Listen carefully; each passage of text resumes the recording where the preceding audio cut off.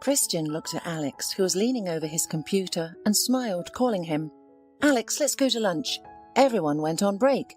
"Or are you trying to impress Mr. Eisenberger? Do you think our boss will give you a bonus for this?"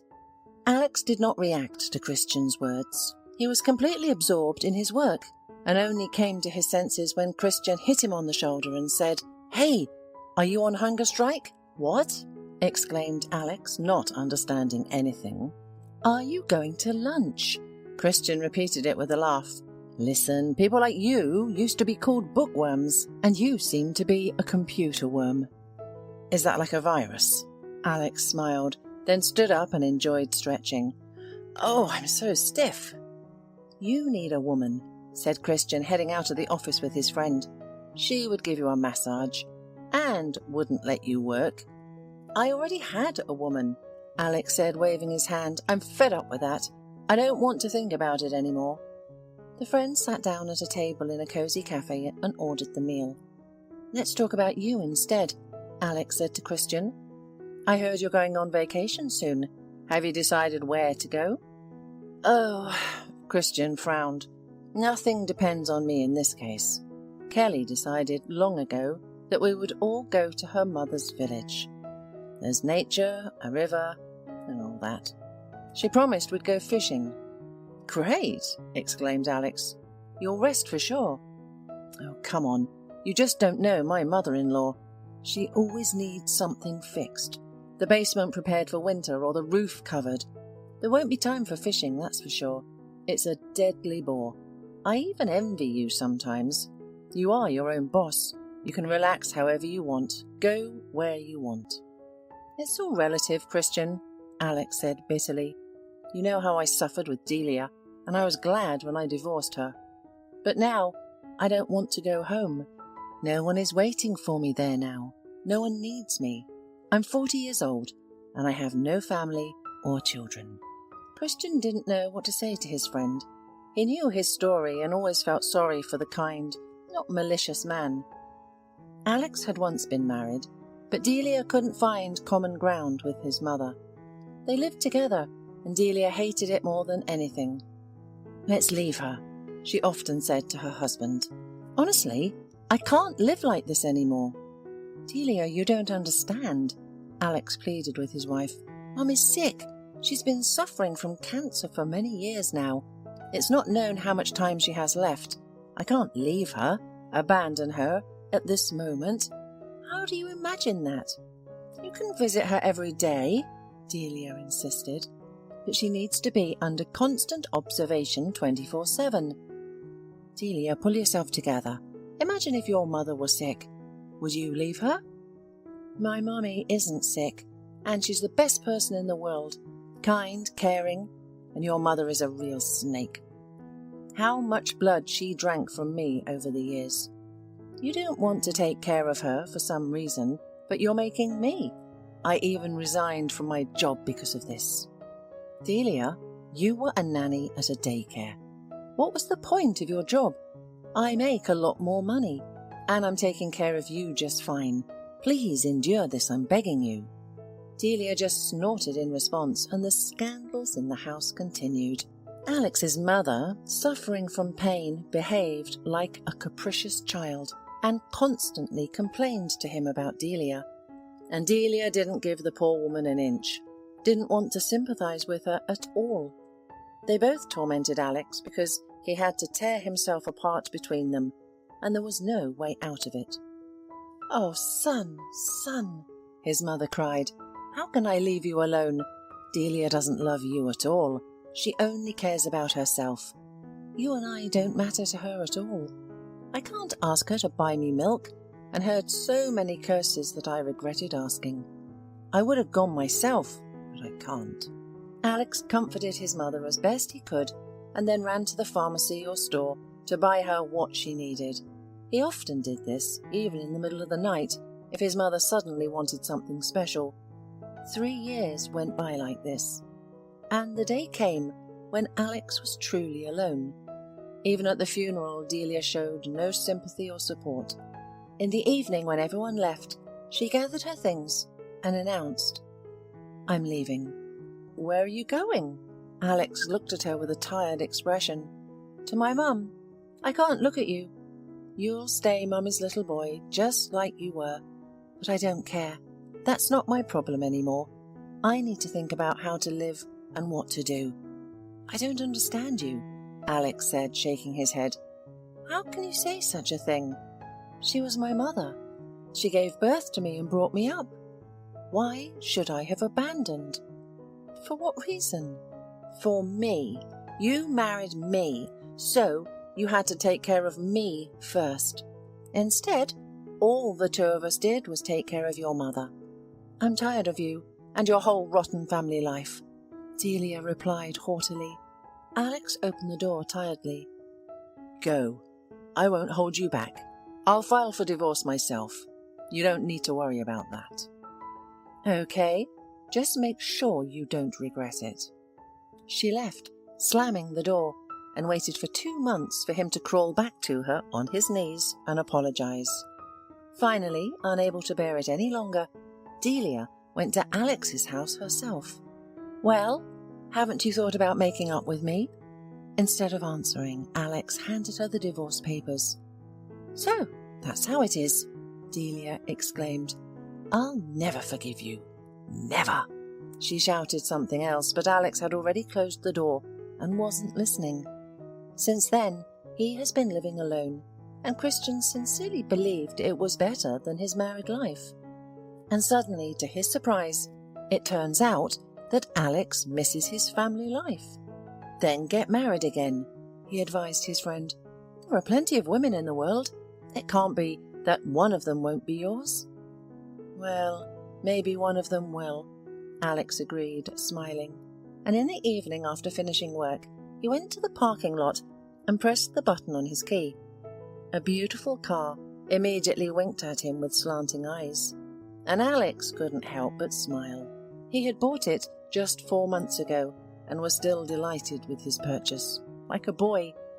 He pulled out of the parking lot and was already approaching his house when he saw a young girl trying to catch a ride. Without hesitation, Alex drove up to her and rolled down the passenger window.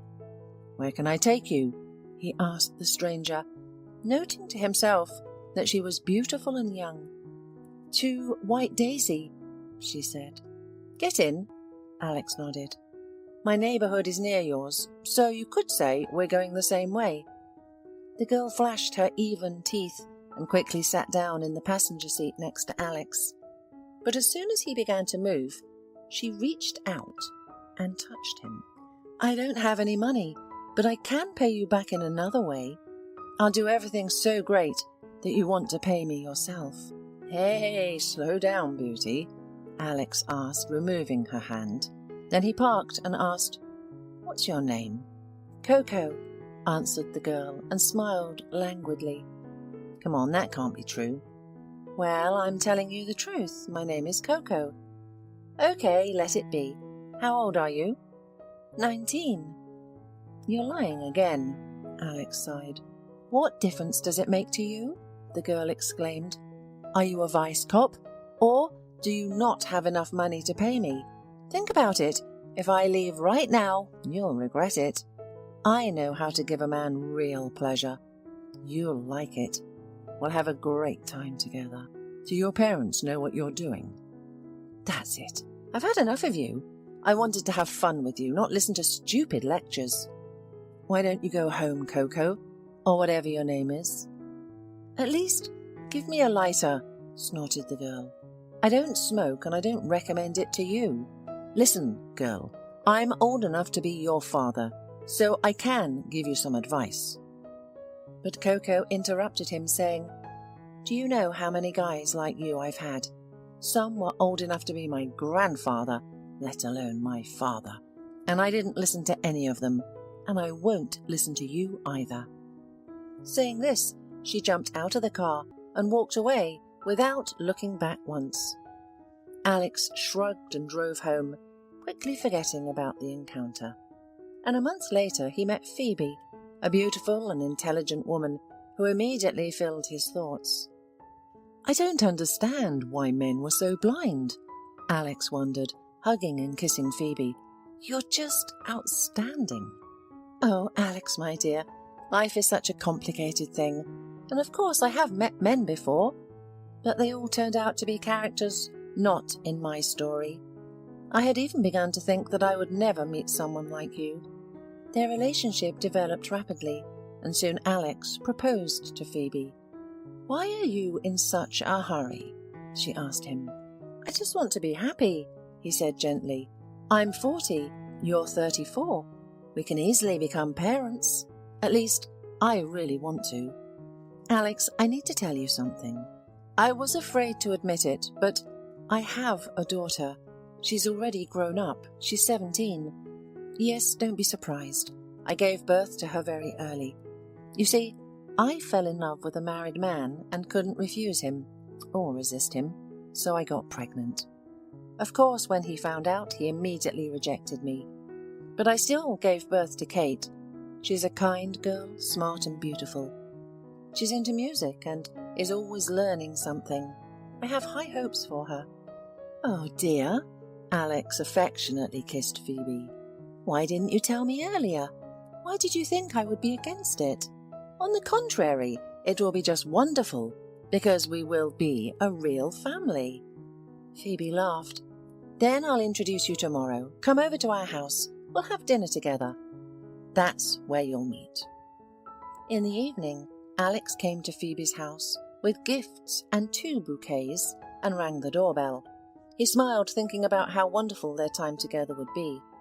But as the door opened, Alex's smile immediately disappeared. There was Coco, the same girl whom he had wanted to get home one. What are you doing here? She hissed, recognizing him right away. Why have you come here? Who invited you? Your mother, Coco, or Kate, to be exact, Alex replied. Get out of here and never come back, otherwise it will be worse. Alex wanted to respond, but Phoebe appeared behind Kate.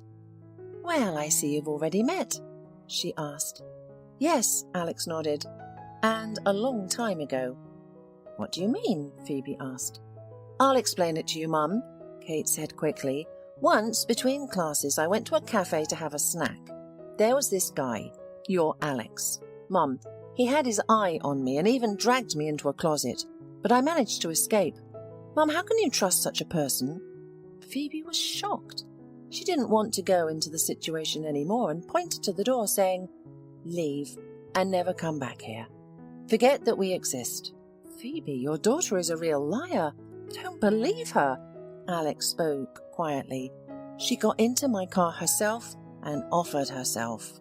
So you two have already met each other. Have you had something between you? Phoebe exclaimed. How can you do that to a girl who's only 17?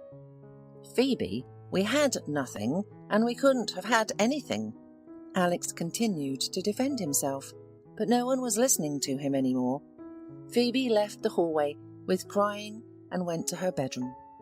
As for Kate, she smiled cheerfully, blew Alex an air kiss and slammed the door in front of him. 6 months passed, and Alex and Phoebe never saw each other again. The man became even more convinced that he would never meet the woman who would bring him true happiness. One morning, the boss gathered the whole team and announced that everyone was invited to his son's wedding. Wow, Frank is getting married. Congratulations. Everyone cheered. He is a wonderful son. Such a smart, literate, well-bred, polite. Let him be happy. We sincerely wish him that. And who's the bride? A nice girl. She is very young, naive and enthusiastic. Mr. Ensenberger smiled. But she loves my son very much, and that's the most important thing for me. When is the wedding? Alex asked. This Saturday. The date is symbolic. It coincides with the anniversary of my wedding to Robin. So, we are happy on all sides. Please don't be late, my friends. Of course, come as couples. I will be overjoyed to see everyone. Alex, like everyone else, was about to arrive at their restaurant, but Mr. Ensenberger called him and asked for help. Alex, you don't have a lady with you, so no one will be angry with you. Please come early. The driver who was supposed to drive the bride broke his leg and is now in hospital, so we thought we would pick up the bride together and then go straight to the registration." "Okay, no problem," Alex agreed. At the appointed time, he arrived at the boss's place and put him and his wife Robin in the car. Mr. Ensenberger gave the address, and Alex looked at him in surprise. "What did you say? Repeat, please." "Don't you know the city well?" Robin laughed. "Turn on the navigator, and let's go already." Alex obediently drove onto the road, but he was only thinking about one thing. Phoebe and her daughter lived at that address that Mr. Ensenberger gave. Is Kate going to marry Mr. Ensenberger's son? But how is that possible? Frank is a quiet and smart young man. He has studied abroad. His father has great hopes for him and is preparing to hand over the company to him. And Kate, she has already shown herself to Mr. Ensenberger and his wife as a naive and inexperienced girl. They believed her, but Kate has unlikely changed and, of course, will spoil the guy's life. Like Delia once ruined his own life. Alex also got married at one time to such a naive girl, and only a couple of years after the wedding, he found out that she had gotten rid of her pregnancy several times before meeting him. That's why she couldn't give birth to the baby he wanted so much. She was unable to have any children at all, and every day with her was a real torment for Alex. And now Frank could fall into the same trap. "What's wrong with you, Alex?" Mr. Ensenberger asked. "It's such an important day, and you're frowning." "Mr. Ensenberger, what's the name of Frank's bride?" Alex asked instead of answering the question. "Kate, why?" "And her mother's name is Phoebe, right?" "Yes, a very nice, pleasant woman." Alex pulled over to the side of the road and stopped. "What happened?" Mr. Ensenberger asked in surprise. Alex's story didn't take long, but when he finished speaking, an oppressive silence hung in the car. Robin sobbed. "Oh, Ben, I told you this girl was no good and you didn't believe me." "I'm sorry, Mr. Ensenberger," Alex said, "but I could not help warning you. What you do with this information is up to you, but if I had kept quiet and something went wrong in Frank's fate, I would never forgive myself." "You did the right thing, Alex." Mr. Ensenberger touched his hand. "Now, let's go there. And if it's her, just nod to me." Kate, dressed in a beautiful wedding dress, bought for her by the groom's parents, shone as she handed out smiles left and right. Seeing Frank's parents, she hurried towards them, but suddenly stopped so abruptly, as if she had hit an invisible wall. It was Alex in front of her. The girl helplessly turned around, looking for support from her mother, who stood nearby, but she, too, did not take her eyes off Alex. Now Mr. Ensenberger didn't need any explanations. At that moment, the groom himself drove up to the bride's house. He got out of the car and headed towards his bride, but Mr. Ensenberger intercepted him and took him aside. They talked briskly about something for 5 minutes, and all this time, Kate didn't take her hateful eyes off Alex. Finally, Frank approached his bride. "Is it true what I have just heard?" Frank asked. "Frank," Kate muttered, "don't believe him, please." "So I can trust you?" asked the groom. She couldn't take it and looked away, looking back at Alex again. "I hate you!" she screamed at him in anger. "I hate you!" And then she ran away. Her mother ran after her, and Mr. Ensenberger turned to the guests, who had witnessed the ugly scene. "The wedding is cancelled," he said, "but we're all waiting for you at the restaurant. Today is the anniversary of our wedding with Robin. Please share our joy with us." Alex was upset and biting his lips, but Frank approached him and hugged him. "Don't be so nervous, and thank you, Alex. You know, everything happened so fast for us that I didn't even have time to realize it. She did everything to hook me, and I was blind." "It's okay, Frank. Everything will be fine for you eventually," Alex said. And a few days later, when Alex was walking to his entrance, he was attacked and got severely beaten. The last thing he remembered was someone's angry words. "It's revenge for Kate. Got it? Alex woke up in the hospital, and the nurse, leaning over him, smiled at him and asked, "How do you feel?" "Everything hurts." "Don't worry, we'll give you a shot and you'll feel better. Just tell me how I can reach your wife." "My wife? I don't have a wife. I have no one. I'm alone." "Wow." The nurse shook her head. "What's wrong with me?" asked Alex. "You were found beaten in the street. A little more, and that's it. But now you will live happily ever after, and I will dance at your wedding," said the nurse, winking at Alex. Alex smiled. "What's your name?" "My name is Joan." "I'm going to take you up on that, Joan." A year later, Joan danced with Alex at their wedding. Several years passed. Joan and Alex raised 2 charming kids and were delighted. They were also friends with Mr. Ensenberger and his family. Recently, Frank married a nice girl and was preparing to become a father. Frank thanked Alex more than once for helping him avoid a mistake. "Can you imagine, Alex, if it weren't for you, I wouldn't have met Maggie. By the way, did they find those who beat you up?" "No, Frank," Alex sighed. He often remembered what the guy said to him when he fell to the ground, and just protected his head from terrible blows. It's revenge for Kate. But he didn't tell anyone about it, and he tried to forget it himself. Once, Joan and Alex invited friends to spend time together, and while they were chatting, Joan told them about a patient named Phoebe who had come to them. Can you imagine her own daughter, Kate, beating her up with her partner? And sometimes she came to the hospital with a scandal. She always demanded money from her mother. We had to call the police. This little wretch, Kate, is so young, but she's already hit rock bottom. It seems that she and her partner are now facing a real sentence. Her mother is defending her, saying she's not guilty, and her boyfriend persuaded her. We're all just in shock, and this Phoebe still stands her ground. I feel so sorry for her. Alex, Mr. Weisenberger, and his wife exchanged glances and remained silent, and Frank hugged his wife tighter and smiled at her. Then Alex was the first to break the silence. A man's fate is in his hands, and everyone chooses who and with whom to be.